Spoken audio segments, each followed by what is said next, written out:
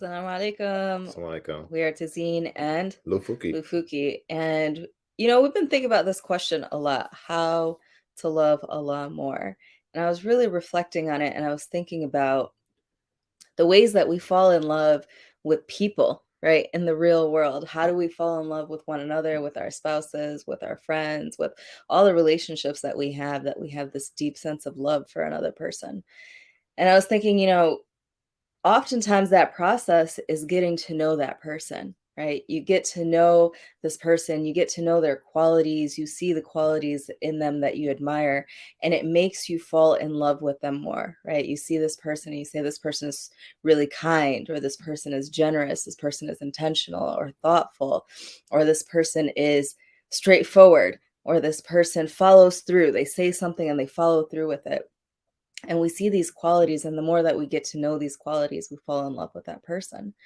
And I was thinking about, the qualities of Allah subhanahu wa ta'ala are the ways that we get to know him, right? That there's no way that we can fully understand the divine, right? Or the divine essence. But there are all of these qualities and attributes that we see manifested all around us every single day, um, that really allow us to see and have gratitude for those qualities, right? Like you look outside and you see or you feel the wind. You don't see it, but you feel the wind, and how a cool breeze on a hot day feels so good, and the subtlety and the gentle kindness that comes with the wind. And we say, oh yeah, Latif, the subtle one, the kind one, the gentle one.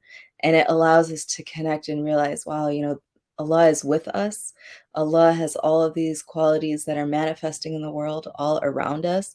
The fact that we're able to breathe, right? And that our breath has that quality of rhythm to it. And our breath has a quality that connects us to divine essence. And I think that the more that we get to know Allah subhanahu wa ta'ala, the more we can love him, and I think that for me, one of the things that I've been trying to do is really studying and looking at the words, the names of Allah, the attributes of Allah, and seeing those attributes around me, knowing that Allah is the one who is all hearing.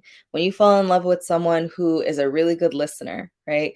You see that person, you're like, wow, they're really listening to this conversation. They're very intentional about that. That quality is the quality, a samir from Allah, who is the all hearing, right? And so to see those qualities and to think about those qualities and reflect on them, and to see them in all the people and all the creations around us, and all of the natural world around us, and really root ourselves in connecting to that. I think that's one of the ways that I think that we can love Allah more, and it's an intentional practice that you do every single day, because human beings, we forget.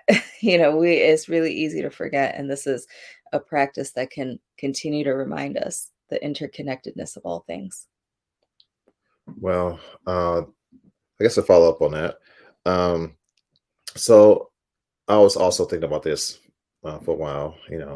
Um, how to be, how to love Allah more. Um, I think one of the things we take for granted is being thankful for the things that we don't normally recognize, like getting up in the morning or breathing. Things that didn't require us to participate in, Mm. but all the multitudes of blessings goes uh, that happens in our lives every day and every moment, because of his subtlety, Mm. we forget to thank him. We all say Alhamdulillah. Sometimes we follow it with wa shukrulillah, wa shukrulillah, because that's recognizing Allah's blessings, but it's also following up with actions. Mm. When you follow up with actions, you do actions that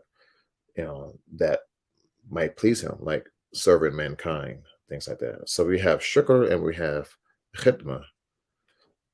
So those are shukr is what I would mostly like to focus on when I think about like the favors of Allah and thanking him, even from the sickness that we come across. We could thank Allah because we're able to feel it, Mm.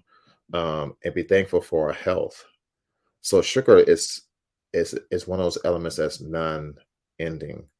But I think if we focus on that, we'll recognize the many benefits that Allah has given us, and we can be thankful for Him and try to love Him more.